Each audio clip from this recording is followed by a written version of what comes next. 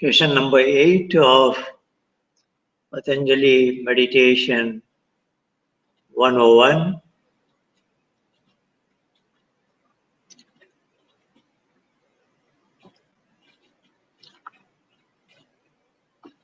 Let's see, last time we have discussed what should be our relationship with the mind.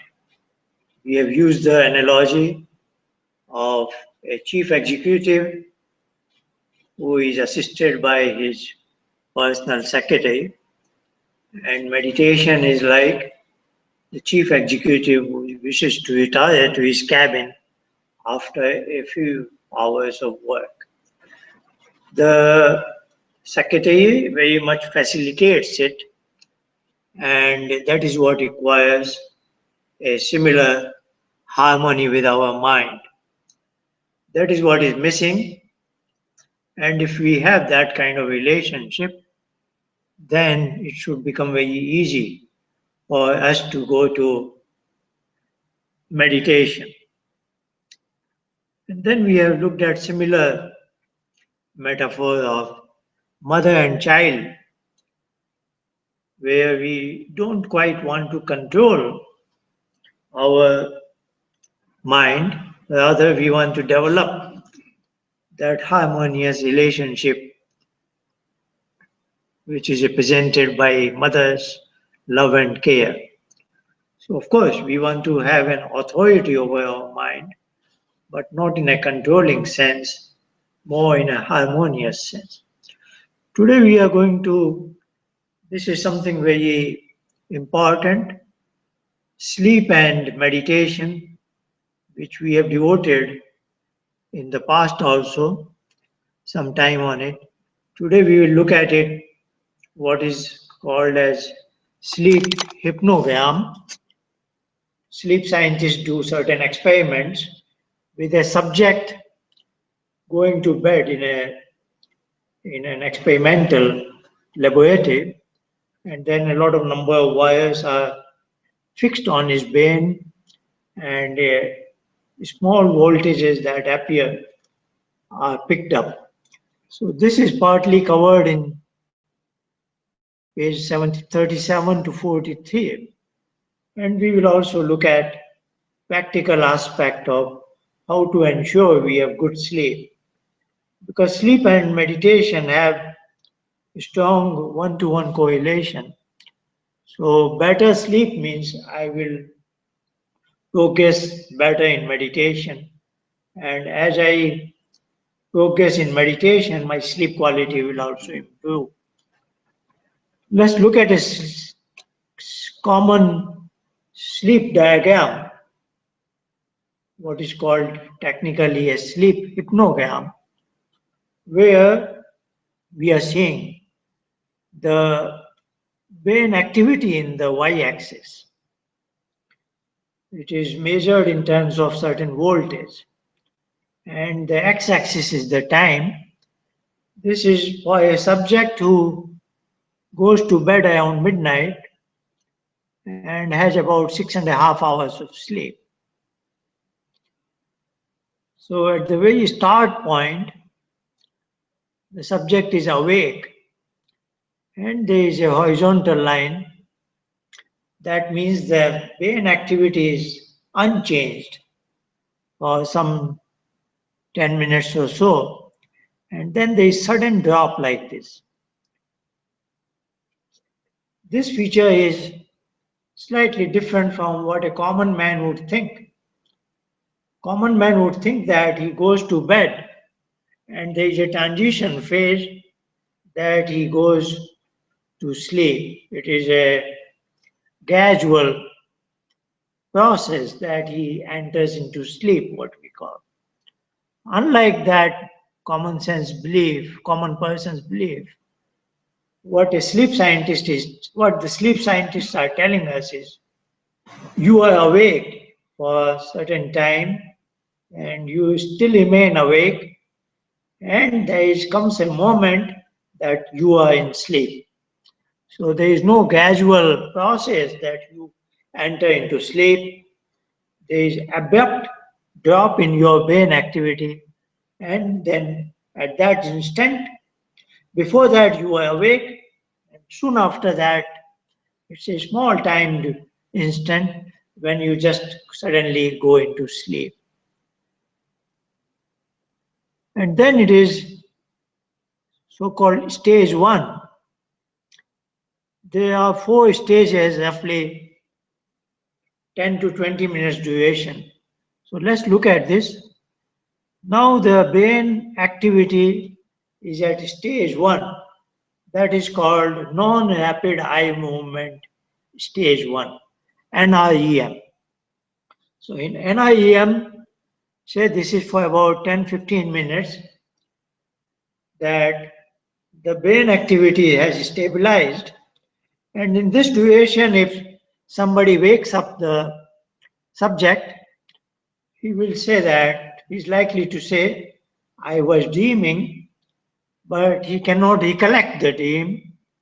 He is just has a faint idea that something was happening in his mind screen, but he is not able to capture it and express it. But if he is undisturbed, then there is again a sudden drop, and now this is NIEM second stage.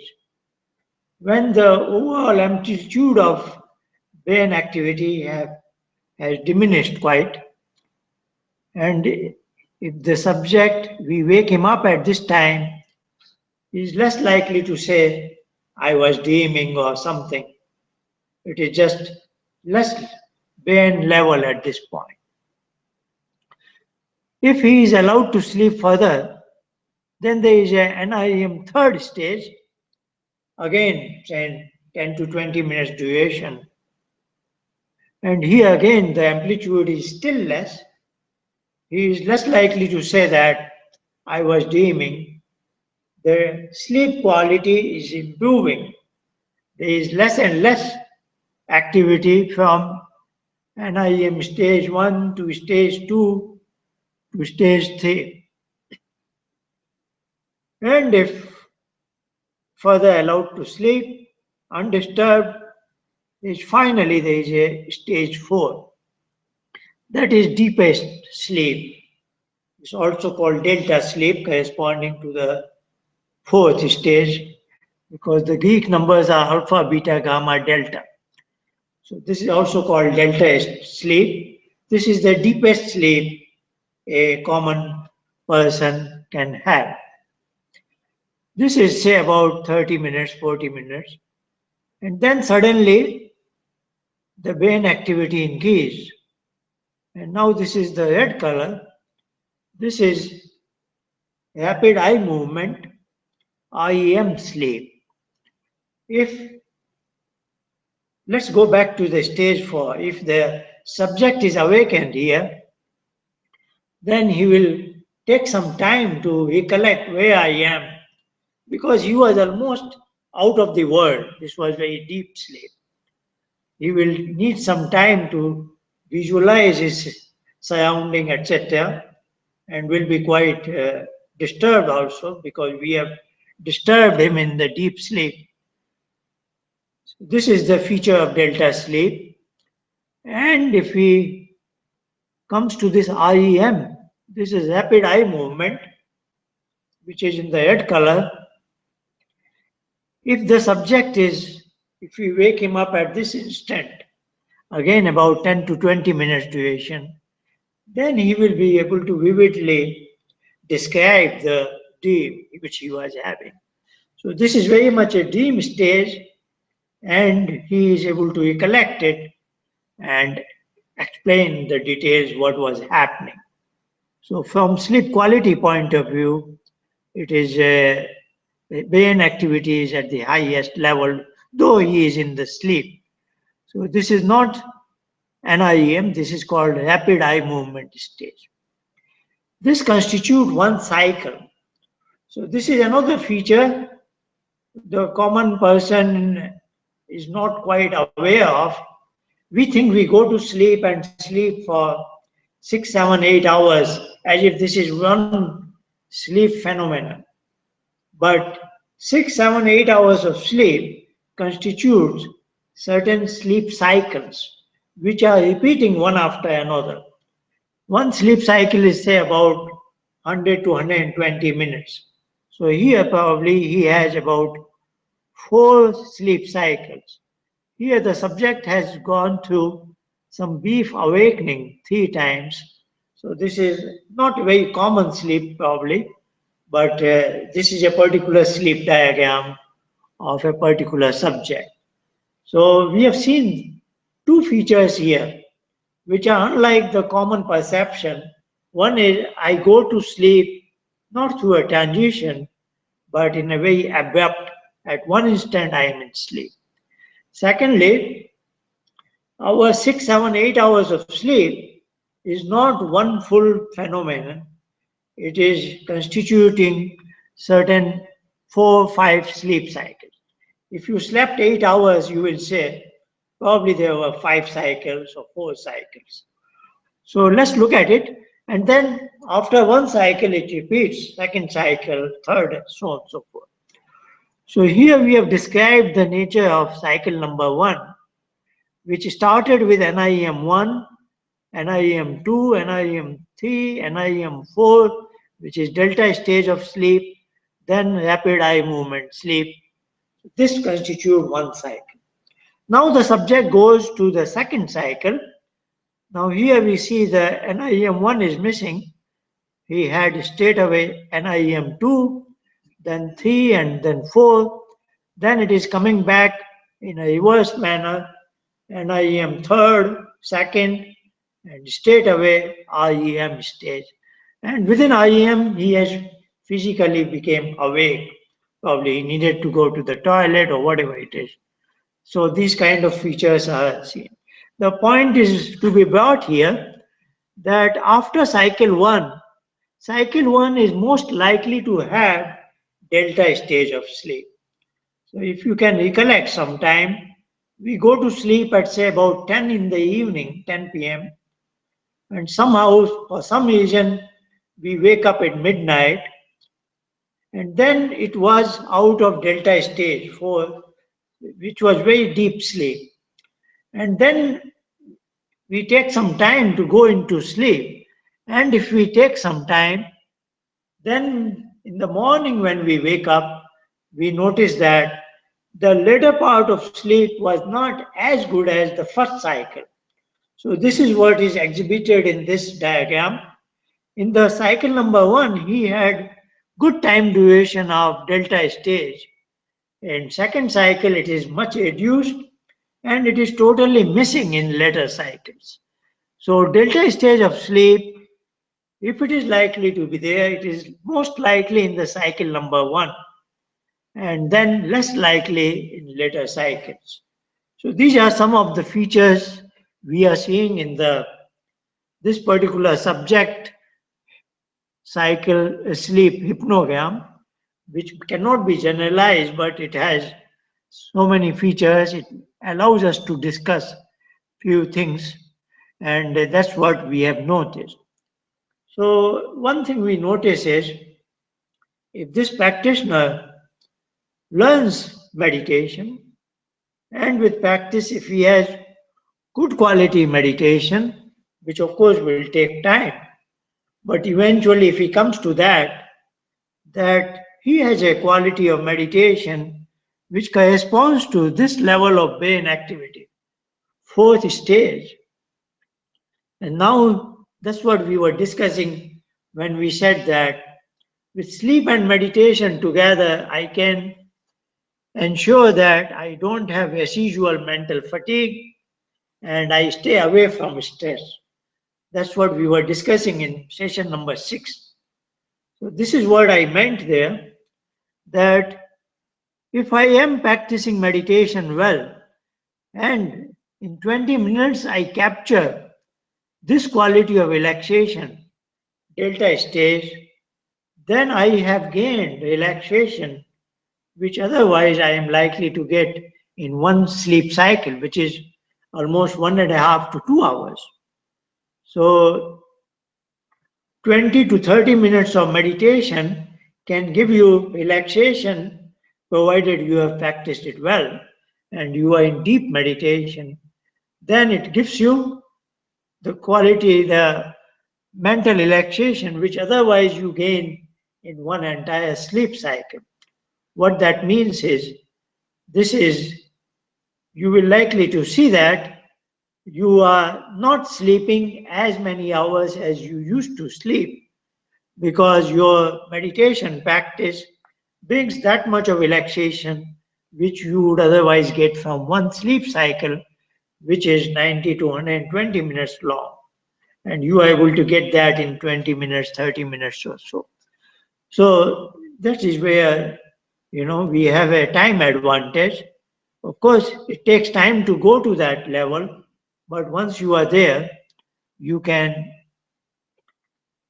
benefit so much. So this is more or less what we have discussed. Let's quickly go through it. One enters into, so what we have discussed in the discussion of sleep cycle, one enters into sleep at a particular moment and not it is in a gradual phase. The sleep cycle is about 90 minutes long, constitutes an IEM1, where one has a dream, you feel you had a dream, but you can't recollect it. And IEM2, you are not very sure whether you were dreaming or in sleep. And that is further deepened in NIM third. NIM fourth is deep sleep, but that is not there in all the sleep cycles. And then at the end of the sleep or at the end of a sleep cycle, you are likely to have a IEM, and that is when you have dream, and that is so much, you are very much participating in it, and you can very much describe it to somebody else. Usually, a person wakes up in the morning with at the end of IEM stage. So that's where typically a common person usually is able to recall the dream he was or she was having at the later phase of the sleep. And of course, from the common statistical behavior, it will be treated as yes, there is nothing wrong, it's all normal feature. But we have pointed out in, I think, session number 6, that yes, as you are practicing more of Patanjali meditation, you can expect that more often you will wake up in the morning naturally without having to, without sleep ending with REM phase. So maybe some of you are able to feel it, that you end up at the end of the sleep, you wake up, and now there are less occasions when you are able to recall your dream. So you are less likely to end sleep with REM. So that is overall improvement in the sleep quality. That's what brings us to a point what we will say. As you are practicing meditation, Patanjali meditation, and you see some sort of a correlation with sleep, they have a lot of relationship.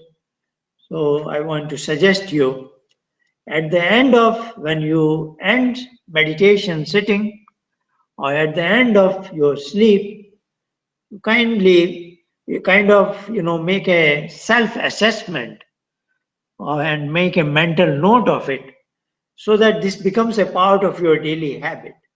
When you wake up in the morning, at the end of the sleep, just make, I will giving you 3-point criteria.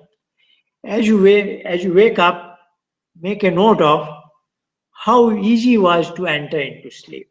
So last night when you went to sleep, was it a long time? It took 2 minutes or 5 minutes or 20 minutes, or it was a lot of sleepless hour kind of a thing, struggle. You have some idea how easily you went into sleep. Then as you wake up, you are more likely to remember. Are you able to recall the dream, or you have a faint idea you had a dream? So from dream level, you can assess what was how at least the sleep ended. And also, if you have a feature like in between your sleep was disturbed, make an assessment of overall quality of sleep. So we are saying these are the three features: how easily you went into sleep, when you wake up, what level of dreams you had, or you just came out of a very deep sleep, and a kind of overall quality of sleep. In the same manner, as you practice 10, 15, 20 minutes of meditation, at the end of meditation, you want to make a self assessment. How easy was it to enter into the well of meditation? So, we are defining meditation as a point where you have a blank mind. You have nothing happening in your mind screen. Chitta vritti nirodha. So, when you rise from your meditation, you should make a so look at, like we have said, mind is a deep ocean. So there is a kind of a well of meditation. So by now you have some sort of a feeling how deep you have gone into that well of meditation. On the very surface of the ocean, there are huge waves. But as you go deeper and deeper, the water current is less active. So that gives you an idea that more deep you have gone in, less is the activity in mind. So it is all relative, but now that in so many weeks of practice, you can make an assessment of it. And then how easily you went into that well. Was it just in a couple of minutes, or it was a 10 minutes of gradual process?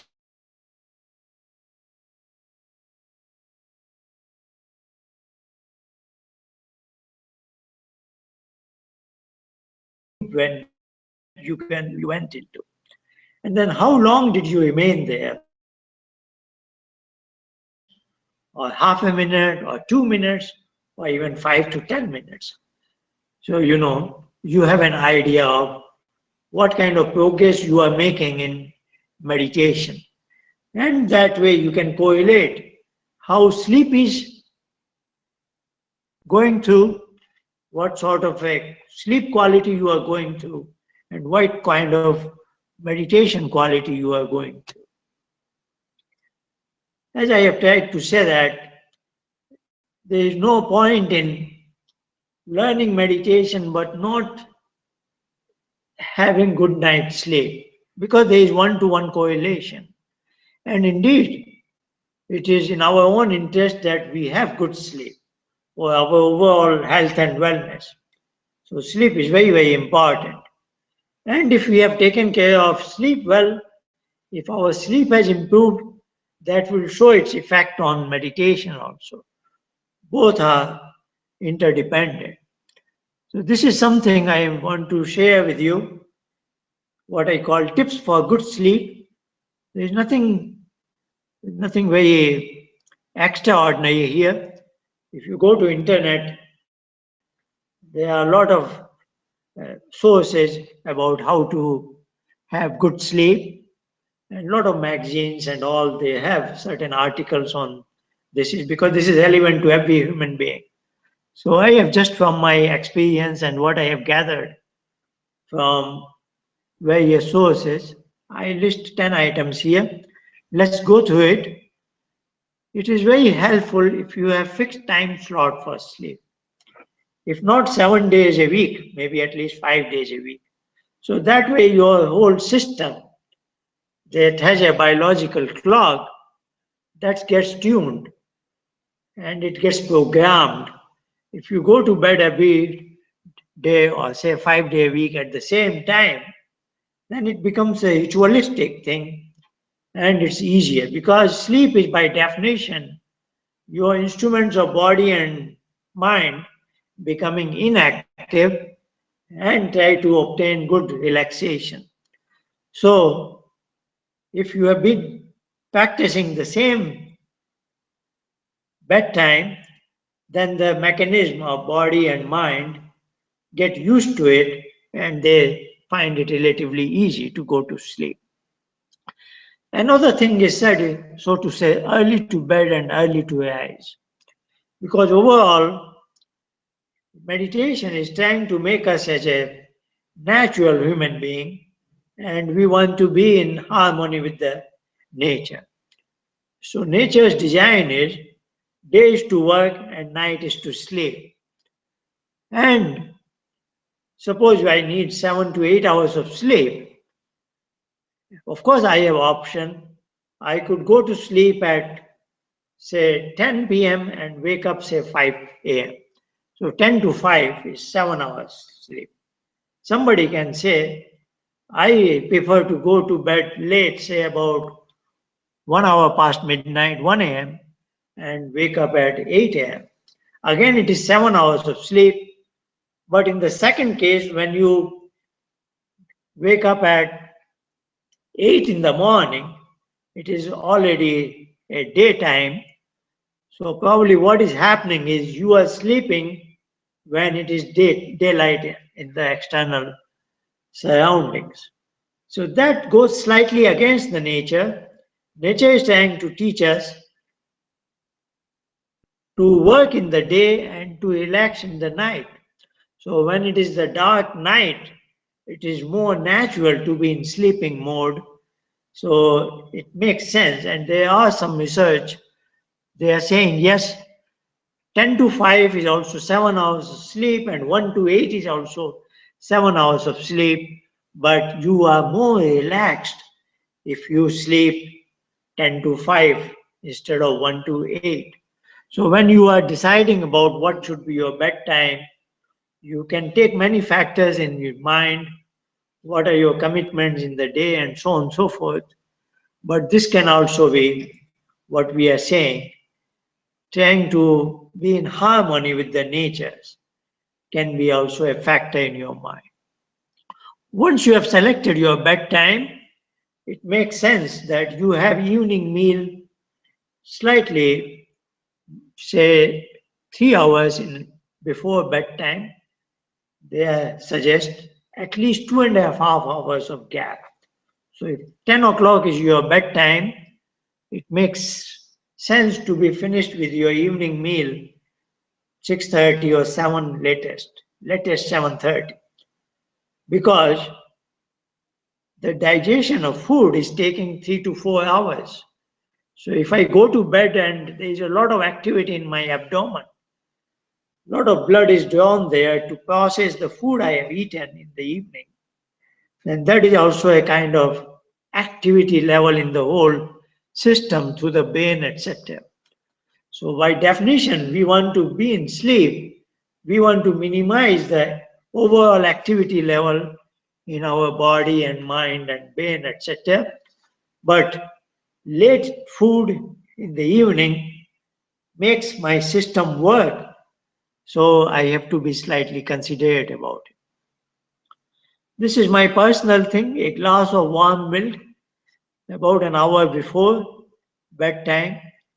That is helpful, at least I have noticed it. The last 30 minutes, this I like to emphasize, the last 30 minutes before bedtime. So if 10 p.m. is your bedtime, I want to suggest that last 30 minutes is from 9:30 to 10 o'clock.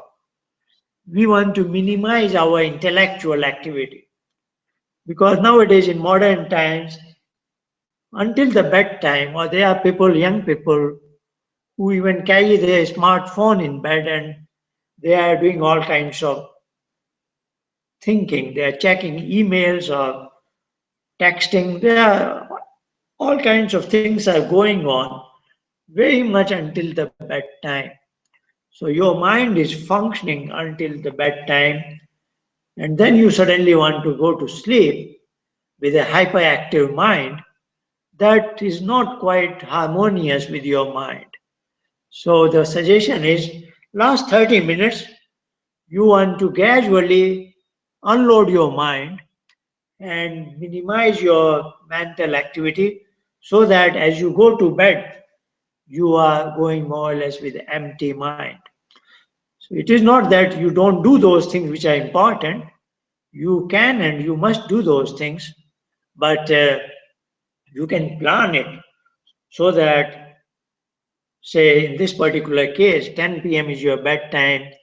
You do all your intellectual activity, watching TV discussion, checking emails, and texting, etc., before 9:30, and last 30 minutes you can do some very mundane kind of activities, preparing your bed for tomorrow, ironing your shirt, and maybe family talk, chat, calling somebody, family, something which is not very absorbing intellectually. It's just a time management that you can try to keep your last 30 minutes peaceful time, which is not very taxing on your intellectual faculty. That gives us to one more suggestion. Last, number 6, because we have discussed previously that modern life is very much underused body and overworked mind. So that's what the point number 5 was. We don't want to carry hyperactivity of mind even to our bed. So the taking care of the underused body is this item number 6, which is good to have a good brisk walk. And if it is done just before bedtime, I personally find it useful. So that makes a correction to underused body in modern life. So we have 15, 20, 30 minutes of walk. And while you are walking, you can review your day, plan for the next day and all that, so that as you go to bed, you are empty mind more or less. Otherwise, many people go to bed and they plan what are they going to do next day, etc. All that can be minimized, and you can do all that in the last 30 minutes as you are walking. So that takes care of both underused body correction as well as overworked mind is minimized. The bedroom is very important. It should be nice, soothing, minimum clutter, no clutter is, and temperature and all. It is very important to, and of course, we should be having loose clothing. Number 9 is also important, particularly in the cold climate, where we tend to keep our windows closed and have some heating. And here we want to make a suggestion, even if it is very cold climate, because when you are sleeping, those 7, 8 hours, the quality of air is very important. Particularly when you are sleeping, your breathing is deeper than when you are awake. So what quality of air you are supplying to the system is very important. So the suggestion here is, and I have seen it in some very cold countries like Norway, they keep a small window opening always, irrespective of outside temperatures in very minus levels. So what we are suggesting is you keep a small opening in the window so that the air is changed, you have fresh air inside, and compensate for the room temperatures by taking some extra blanket, etc. And of course, if you have the opening open, you should switch off the heating at that time. So these are suggestions which you can. The last is alarm clock, which is very important because it's if you wake up, if you make a habit of ending your sleep by an intervention by an alarm clock, then it is like you are disturbing your own sleep. Of course, everybody has a commitment, and there is always a important thing that I must be awake at a particular hour. Say, in this case of with your prior experiments, you have learned that you need 7 hours of sleep, and you have decided 10 to 5. Very good enough. And if you think, if you wake up at 5, you are able to meet your commitments, etc., etc.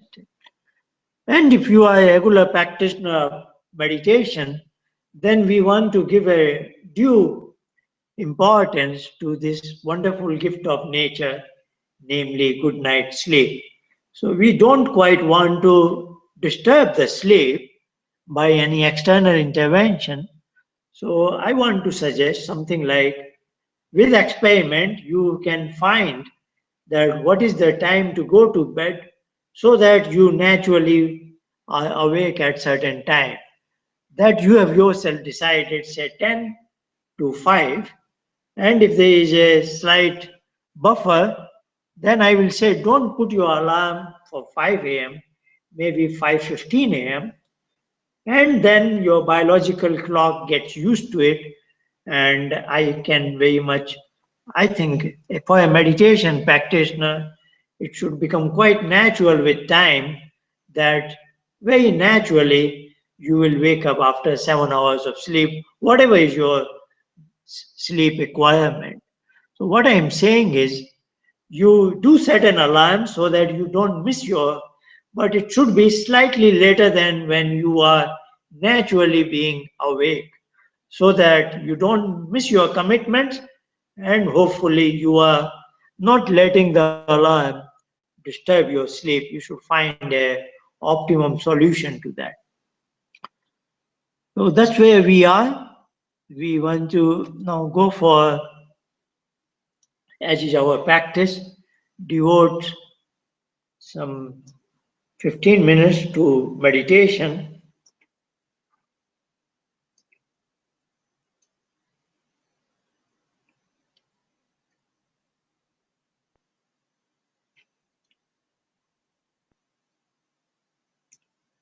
Which will be about 10 to 12 minutes. Let's, as is our practice, with the 5 steps borrowed from Patanjali's prescription of Ashtanga Yoga, we are taking the body posture, Sukhasana or Siddhasana, and let me go into my webinar moderator's room. Let's shake away any stiffness. We will do 3 cycles of deep breathing, and then we take a slight pause and instruct our mind with that sound recited 5 times. Then focus our mind between the 2 eyebrows and walk into the cave. And our general guideline is when we are in meditation and if a thought wave is about to enter, we kind of remind our mind with that same sound and by some more moments of meditation. Let's do 3 cycles, each cycle with 4 phases. Deep breathe out,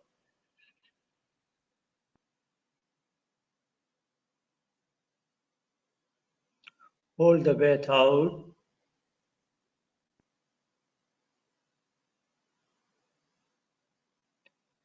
breathe in,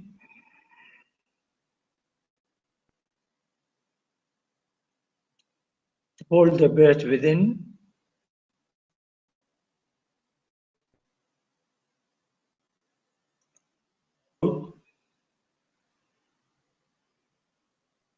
hold the breath out,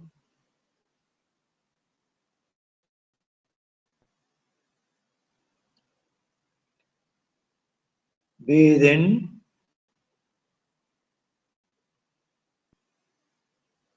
hold it within. One more, last cycle. Breathe out, hold it out,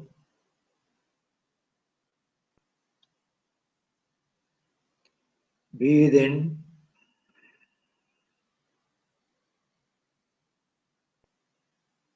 hold it within.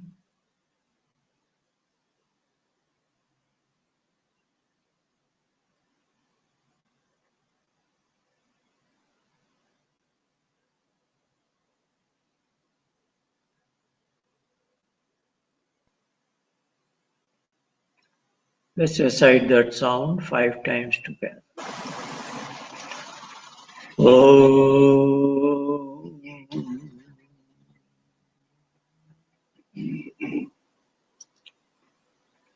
Oh.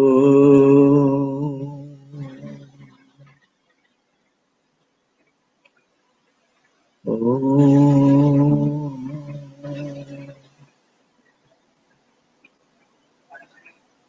Oh.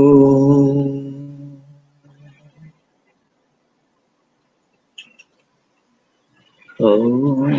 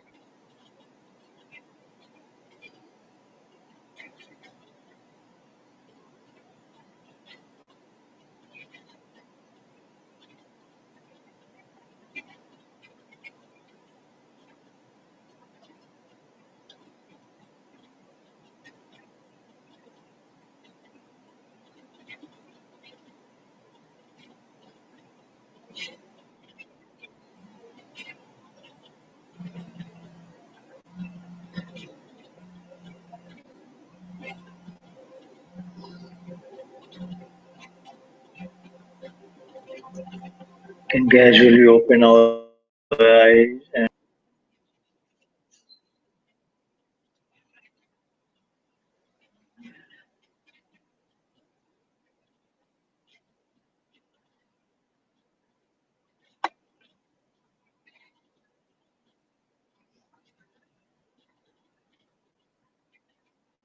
today we have seen that